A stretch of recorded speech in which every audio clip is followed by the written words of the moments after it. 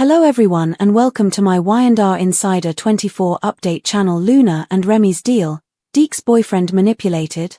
The bold and the beautiful spoilers reveal that Luna Nozawa might be back in prison, but she has no intention of staying there. Could Deke Sharp become entangled in Luna's twisted scheme now that Remy Price is in danger of losing him? Keep reading and let's discuss the possibilities. Luna Nozawa's imprisonment. When her plans didn't work out as expected, Luna was arrested and sent back to prison. Despite being back behind bars, the young lady has no intention of staying in prison. The master manipulator is pregnant and is still counting on the baby being her ticket out of prison. At least, until the baby is born. Luna probably hopes that she will have one Will Spencer by that point. Of course, fans know that's not going to happen after everything Luna has done. Despite this, Luna continues to exert every effort to achieve her goal. Failed beating scheme. Getting beaten up in prison helped Luna convince Bill Spencer, Don Diamond, to get her pardoned. When her cellmate beat Luna once more this time, Luna thought she could get Will to do the same. That scheme failed. However, Luna could try it again, but this time, she might order her cellmate to go ahead and hit her in the stomach. Luna doesn't care about that baby at all.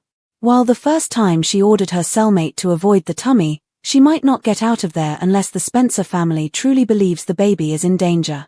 The broken relationship of Remy Price. The bold and the beautiful spoilers reveal that Deke told Remy that he couldn't have anything to do with Luna ever again. Remy agreed, but Luna's fans are aware that he has visited her in jail. Luna didn't tell Remy about being beaten at the time. However, she could be saving that for her last option. Moving forward, Remy has promised to get therapy.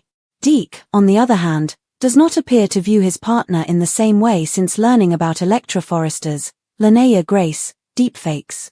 Therefore, Remy's counseling does not guarantee that he will win Deke back. There is also Bill finding out that Remy is back.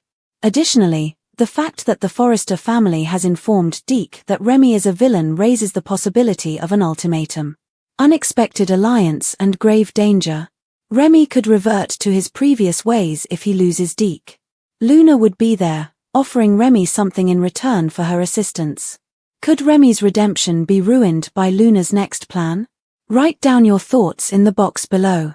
To find out what happens next, remember to keep watching the soap on CBS or Paramount+. Is Sienna suffering from Stockholm Syndrome? If so, why is she so afraid of Mitch? The young and the restless spoilers and updates pose a question. Why is Sienna Bacall, Tamara Braun, so afraid of her husband? She was nearly shaking when being asked so many questions about Noah Newman's, Lucas Adams, accident, in front of Mitch Bacall, Roger Howarth. Could this be a case of Stockholm Syndrome? Mitch Bacall meets the criteria for domestic violence. Mitch definitely fits the profile for spousal abuse, especially when one knows and takes into account his real identity and past as Matt Clark. Matt was a really bad dude, and raped Sharon Newman, Sharon Case, and at least one other woman. He's also faked his death a couple of times, and changed his name before. He also tried to kill Nick Newman, Joshua Morrow, and Victor Newman. Eric Braden was able to find out the truth after he faked his death.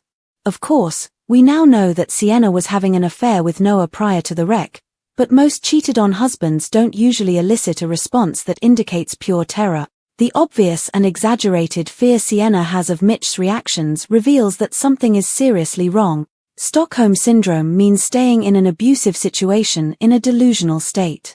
Stockholm Syndrome refers to a psychological reaction in which victims cultivate positive emotions, empathy, or loyalty towards their captors or abusers as a way to cope.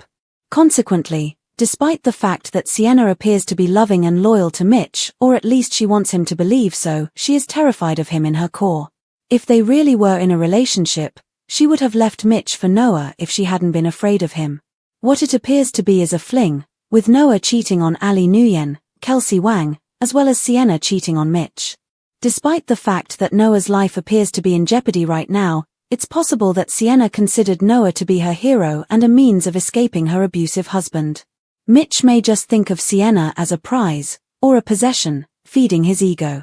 Mitch and Sienna seem to be partners on the outside, both in business with owning and running their club, and marriage partners as well. But what really may be going on behind the scenes is Mitch thinks of her as a prize or a possession, merely feeding his ego. There's a really good chance that on his trips out of town, which seem to be quite often, he may be cheating on her as well. However, that would be a completely different story if he discovered that she was cheating on him. It wouldn't break his heart, it would wound his ego, and although he may punish her physically, he'd kill her lover, not out of jealousy, but out of punishment. Be sure to catch up on everything happening with Y&R right now. Come back here often for the young and the restless spoilers, news, and updates.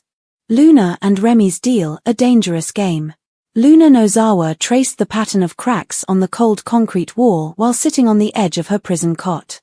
Every sound in the cell block seemed amplified, the metallic clang of distant bars, the faint hum of fluorescent lights, the echo of laughter from women hardened by time and betrayal. She had previously been there. She had made a vow to herself that she would never return. However, Luna was not the kind of woman who readily gave in. Prison was just another challenge she needed to overcome. She wasn't finished yet, not with her plans, her enemies, or Remy Price in particular. When the guards weren't watching, Luna pulled out a small, folded piece of paper she'd smuggled in from her last visitor. It was merely a hastily scribbled note written by Remy during one of their shady meetings, a message of regret, longing, and unfinished business. It wasn't much. To anyone else, it would look meaningless. However, Luna deciphered the text.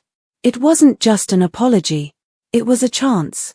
Luna knew better than Remy, who may have promised Deke Sharp that he was done with Luna. She understood human weakness, she could feel it, taste it, manipulate it. Remy's guilt was her weapon. She could entangle him with her feelings for Deke and his desire for retribution until he snapped. Pregnant and imprisoned, Luna knew her situation looked hopeless. She also knew, though, that perception was everything. She appeared fragile to the guards. To Bill Spencer, she was a victim. And to Remy, well, she was still the woman who knew how to twist his heart until it bled. The perception of impotence, although the bruises on Luna's arms had faded, she ensured that the new ones appeared convincing. The last time she had been beaten, she had used it to play the Spencer family, to appear broken enough for pity, but brave enough to inspire rescue. It had nearly worked. She was now contemplating a more sinister move. If she could convince the world that her unborn baby, allegedly Will Spencer's child, was in danger, she could manipulate sympathy all over again. She knew the media would eat it up. Spencer Ayres' child at risk, pregnant inmate beaten behind bars. She could just focus on the headlines. But Luna's schemes always came with a price. She had previously instructed her cellmate to stage a beating. Despite her tough and desperate obedience, the woman had avoided Luna's stomach. Luna had told her not to.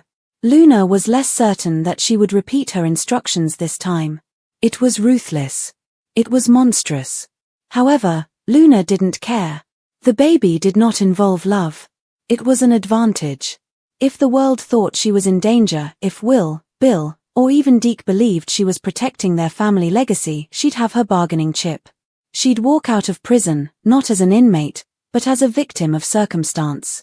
She smiled at the thought, her reflection warped in the scratched metal mirror. Desperation, she whispered, is the most powerful currency. Remy's breaking point.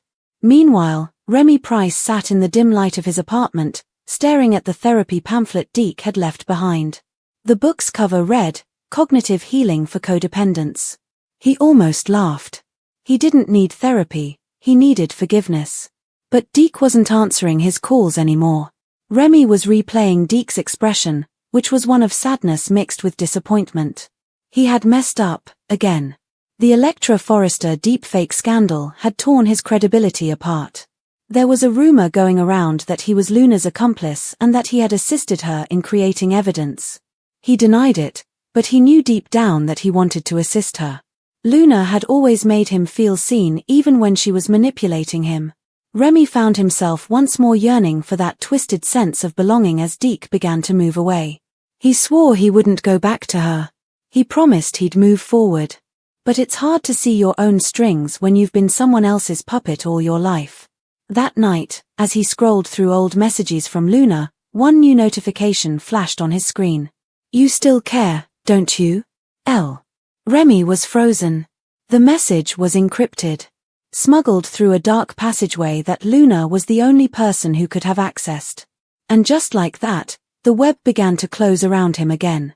Deke's inquiry. Deke Sharp had always been the rational one, calm, grounded, loyal. But love has a way of eroding logic. Since Remy's betrayal, he'd been caught between anger and concern. Everyone, from the Forresters to the Spencers, had warned him, Remy's toxic. He will lower you. But Deke knew there was more to it. When Remy confessed he had been visiting Luna in prison, Deke felt his stomach drop. It wasn't just jealousy, it was fear. He had seen Luna's kind before, calculating, seductive, dangerous. He was aware that she would not stop until she achieved her goals. And now, Deke was terrified she wanted Remy.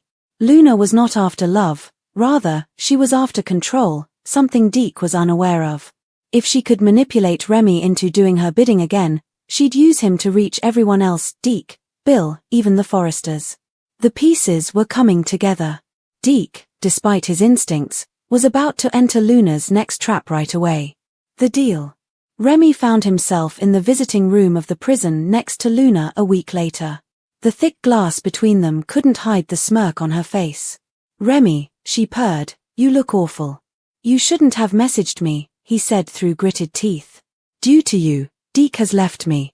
Luna extended her head. And do you believe that I am the reason you are alone? Please. Deke was waiting for a reason to leave. I just gave him one. Why are you carrying this out? Because I need your assistance. Remy shook his head. No. I'm done being your pawn. Luna shook her head in an innocent manner. You think this is about manipulation? I'm offering you redemption. Help me get out, and I'll help you win Deke back. How? I still have the files, she whispered. The real deepfake evidence, the stuff that proves you didn't create it. But if I stay in here, that truth dies with me. Remy froze. His heart pounded. You are a liar. Am I? Luna grinned. You of all people should know the truth isn't about what's real. It all comes down to what people believe. And in that moment, Remy knew he was trapped. Sienna's fear, a parallel darkness. While Luna spun her web from behind bars, miles away, another woman lived in her own kind of prison. Sienna Bacall had perfected the art of pretending everything was fine. She smiled at parties, laughed during business meetings, and stood beside her husband, Mitch Bacall, like a polished trophy. But behind closed doors, she trembled. Like a loaded gun, Mitch's temper was unpredictable and never stopped. Sienna had learned to read the smallest changes in his tone, the subtle flicker in his eyes. She reduced herself when he was angry. When he was calm, she played the devoted wife. But nothing she did ever felt safe enough. Mitch impressed everyone in Genoa City as a charming businessman. Nobody remembered Matt Clark, the man who lied about his death, killed people, and remade himself into a respectable person. To Sienna, he wasn't a husband. He was her captor. Her fear wasn't love, it was Stockholm Syndrome. Somewhere along the line, her brain had rewritten her terror into loyalty, her survival into devotion.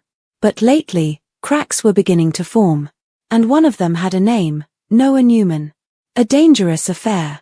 Noah had been a friend at first, a confidant, someone who saw Sienna as more than a perfect wife in designer heels. However, friendship became more uncertain. The affair was short-lived, passionate, and doomed. Sienna's world fell apart when Mitch learned about Noah's accident. The way Mitch looked at her afterward wasn't grief, it was calculation. He didn't care about her cheating. He was angry that she had embarrassed him.